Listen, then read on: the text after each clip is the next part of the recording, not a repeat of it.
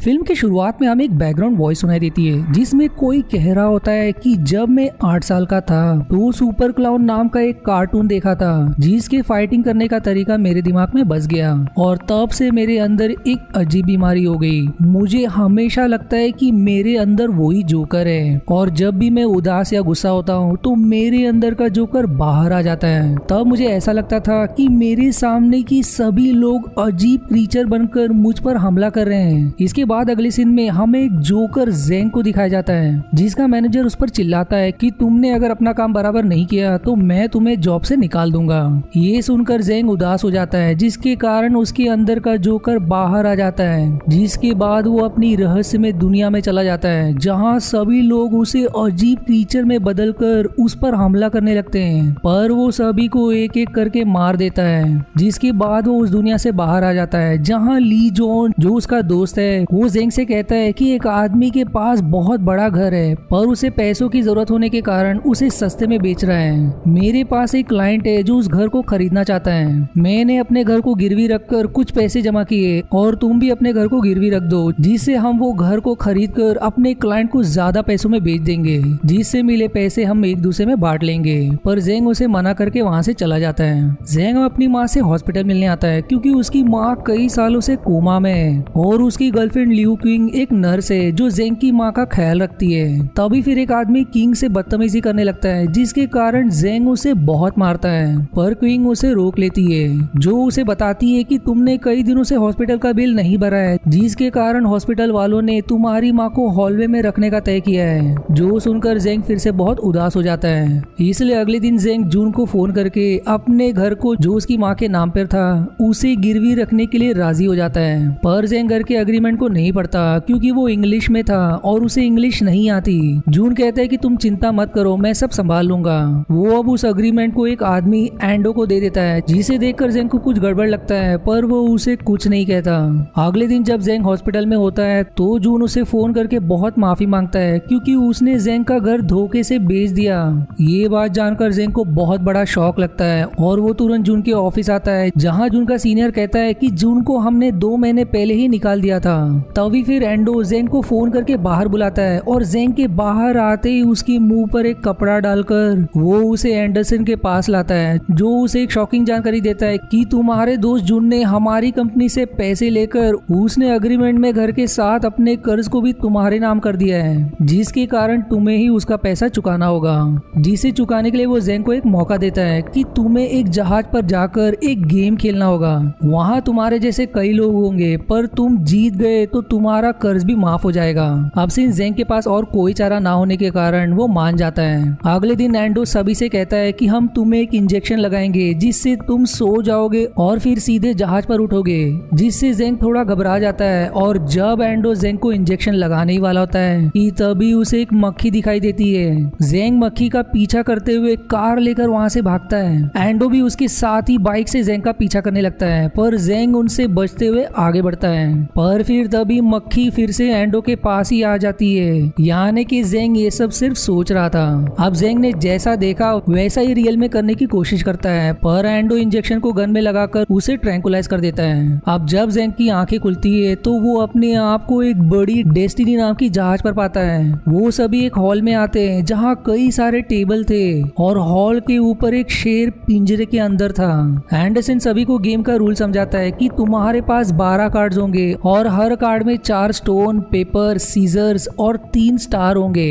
यदि तुम दूसरे प्लेयर से हार गए तो रेफरी तुम दोनों के कार्ड्स लेकर हारने वाले का 1 स्टार जीतने वाले को दे देगा और अगर जो कार्ड तुमने शो किया और वही कार्ड दूसरे प्लेयर ने भी किया तो गेम टाई हो जाएगा और दोनों का स्टार नहीं जाएगा पर एक दूसरे के कार्ड चले जाएंगे।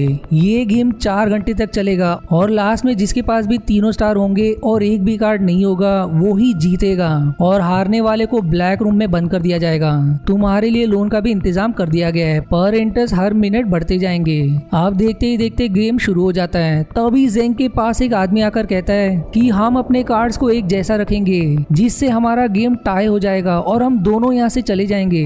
जिस पर ज़ेंग राजी हो जाता है और वो आदमी शुरुआत में तो सही खेलता है पर आखिर में वो ज़ेंग से चीटिंग करके ज़ेंग का ही 2 स्टार लेने में सफल हो जाता है। जिसके बाद अब ज़ेंग के पास सिर्फ एक ही स्टार बचा है। उसके चीटिंग की वजह से ज़ेंग उस पर हमला हमला करने ही वाला होता है कि गार्ड्स उसे रोक लेते हैं और इसी गुस्से में वो फिर से अपनी रहस्यमय दुनिया में चला जाता है और उस दुनिया से बाहर आते ही वो बेहोश हो जाता है, जिसके बाद जून उसे होश में लाता है। जेंग अब जून को देखते ही उसे मारने लगता है, पर जून बचाव में जेंग से माफी मांगता है कि मैंने तुम्हारा घर बेच दिया, मैं चाहता था कि मैं कसीनो में सारे पैसे जीतकर तुम्हें तुम्हारा घर और कुछ पैसे भी दे दूं, पर एंडरसन ने मुझे यहाँ भेज दिया। जिसके बाद से अब उसके पास भी सिर्फ एक ही स्टार बच गए थे।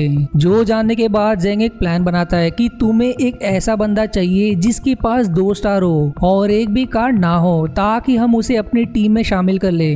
जून कहता है कि वो एक ऐसे लड़के को जानता है जिसका नाम मैंग है। अब वो दोनों मैंग को उनका साथ देने को कहते हैं, जिस पर वो कहता है कि पहले तुम अपने कार्ड दिखाओ, पर वो चालाकी से जेंग का एक कार्ड चुरा लेता है और वहाँ से तुरंत भागकर एक टेबल पर कार्ड शो कर देता है, पर वहाँ जेंग का चुराया हुआ कार्ड और अपना 1 स्टार भी खो देता है। जिसके बाद जून उसे कोने में ले जाकर बहुत मारता है, पर मैंग कहता है कि मैंने तुम्हारा कार्ड इसलिए चुराया क्योंकि तुम्हारे पास ज्यादा सीजर्स थे, जिसकी मदद से तुम दूसरे प्लेयर के नजर में नहीं आ सकते हो क्योंकि सभी एक कार्ड के ऑर्डर में रहते हैं। जिस पर जेंग एक थ्योरी बनाता है कि अगर सभी के कार्ड्स एक ऑर्डर में रहते हैं तो वो चाहे पहले 3 कार्ड्स को कैसे भी शो करे, उसके आगे के कार्ड्स यदि उसने शफल नहीं किया होगा तो सेम ऑर्डर में रहेंगे। जेंग इसके बाद कहता है कि तुम दोनों अब एक ऐसे बंदे को ढूंढो जिसके पास 9 कार्ड्स हो, जिसके आगे के 2 शो देखना, यदि उसके ही ऑर्डर से शो किया तो इसका मतलब अपने कार्ड्स के ऑर्डर को चेंज नहीं किया है, इसलिए अगर ऐसा कोई मिला तो मुझे तुरंत बताना। दूसरी तरफ जेंग कुछ पैसे लोन लेता है। अब जेंग को एक ऐसा प्लेयर मिल जाता है जिसके पास 9 कार्ड्स थे और उसने जेंग के बताए हुए कार्ड से ही शो किया था। अब जेंग उसके साथ खेलकर उसका 1 स्टार जीत जाता है, जिसके बाद वो कहता है कि 1 स्टार से तुम्हें कोई नहीं बचा सकता, हिम्मत है तो 3 कार्ड से खेलो।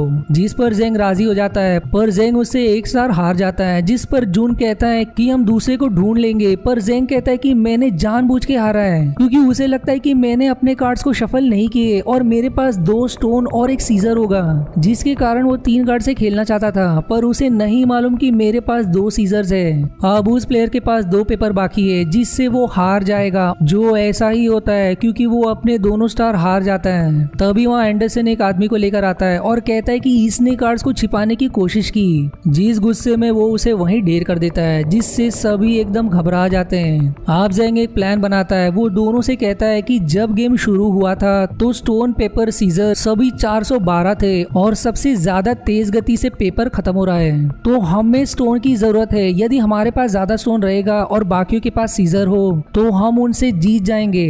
अब वो तीनों लोन लिए हुए पैसे से जिनके पास 3 स्टार थे उनके सारे कार्ड्स खरीदना शुरू करते हैं, जिसके आखिरी में जेंग के पास सारे जरूरी कार्ड्स आ जाते हैं। अब जेंग दोनों को कुछ कार्ड्स और एक स्टार देता है और मेंग से कहता है कि तुम पेपर कार्ड्स के नंबर पर नजर रखो। अगले सीन में जून जेंग से कहता है कि जब तुम 8 साल के थे तो तुम्हारे साथ क्या हुआ था, जिस पर जेंग कहता है कि उसके पिता मैथ्स के टीचर थे, उन्होंने ही मुझे मैथ सिखाया, पर एक दिन कोई अनजान लोग मेरे घर आकर मेरे मुंह पर कपड़ा डाल दिया और फिर मेरे पिता की हत्या कर दी।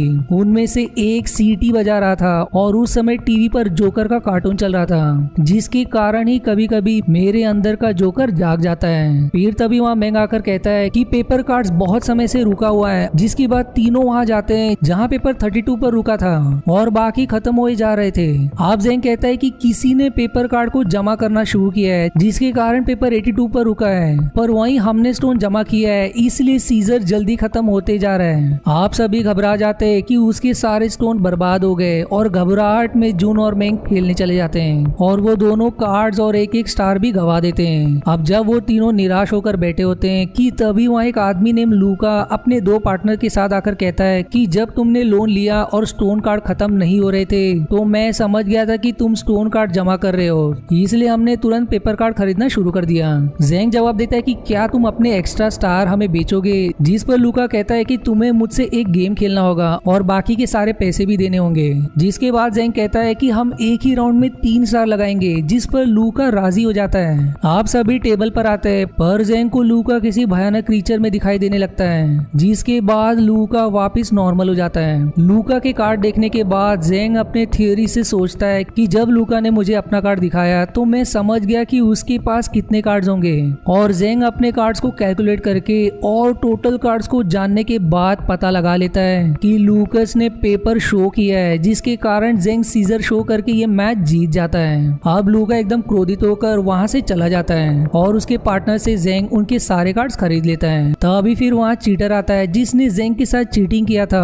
वो जेंग से 5 कार्ड्स मांगता है जिस पर वो उसे 1 स्टार देगा, पर जेंग उसे मना करके वहाँ से चला जाता है। अब जेंग के पास टोटल 59 कार्ड थे और वो अपने कार्ड्स और टोटल नंबर ऑफ कार्ड्स को देखकर समझ जाता है कि बाकियों के पास कौन से कार्ड होंगे।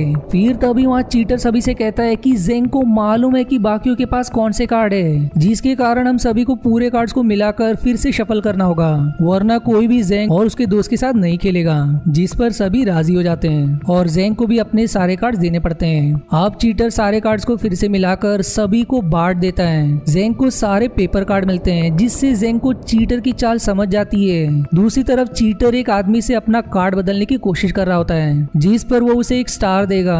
तभी वहाँ जेंग आ जाता है और चीटर से कहता है कि तुमने शफल करने में चीटिंग की क्योंकि मुझे ही सारे पेपर कार्ड्स मिले, जिससे तुम्हें हमसे जीतने के लिए सीजर कार्ड की जरूरत पड़ेगी क्योंकि हमारे पास सिर्फ पेपर कार्ड्स है। जिसके बाद अब जेंग सभी को कहता है कि इसने गेम की शुरुआत में चीटिंग से मेरा 2 स्टार ले लिया था और अभी इसने जिसके पास 1 कार्ड था उसे सीजर कार्ड दिया जिसमें उसने निशान लगाया होगा।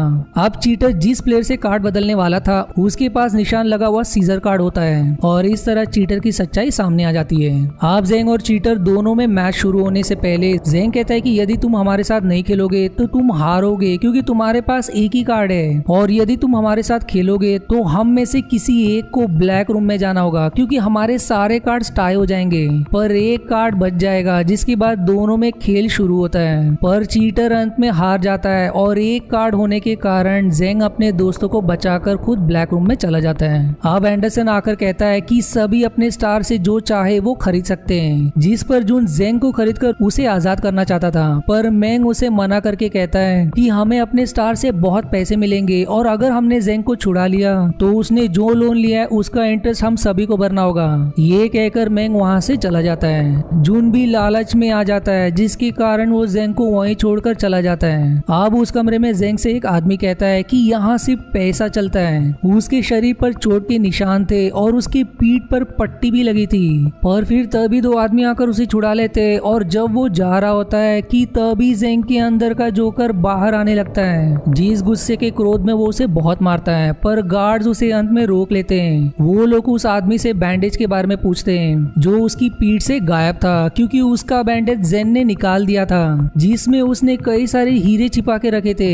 हीरे अब जेंग के पास होने के कारण वो आदमी जेंग को भी छुड़वा देते हैं। वहां से निकलने के बाद जेंग वो हीरे उन पर फेंक देता है और तभी उसके अंदर का जोकर फिर से जाग जाता है और वो मैंग को जो क्रीचर में दिखाई दे रहा था उसे बहुत मारता है और जून के सारे पैसे ले लेता है। जिसके बाद एंडरसन के आदमी सभी जीते हुए प्लेयर्स को उनके घर छोड़ देते हैं और फिर मूवी के लास्ट सीन में जेंग हॉस्पिटल में अपनी माँ के पास बैठा होता है कि तभी वहाँ से एंडो गुजरता है और जेंग उसका पीछा करते हुए नीचे आता है, जहाँ एंडरसन वैसा ही सीटी बजाते हुए नजर आता है जैसा उसके पिता के हत्यारे ने बजाई थी, जिससे जेंग समझ जाता है कि उसके पिता का हत्यारा कोई और नहीं बल्कि एंडरसन ही है। जिसके बाद अंत में एंडरसन कहता है कि तुम भी तुम्हारे पिता जैसे हो। जिसके बाद ये मूवी 2 भी कंटिन्यू के साथ ही समाप्त हो जाती है, यानी कि आगे इसका अगला पार्ट बनेगा। और आज के वीडियो में इतना ही। आशा है आपको मेरी एक्सप्लेनेशन पसंद आई। यदि हाँ तो प्लीज वीडियो को लाइक करना और चैनल को सब्सक्राइब करके सपोर्ट करना ना भूलें। मिलते हैं अगले एक्सप्लेनेशन वीडियो में, तब तक के लिए धन्यवाद दोस्तों।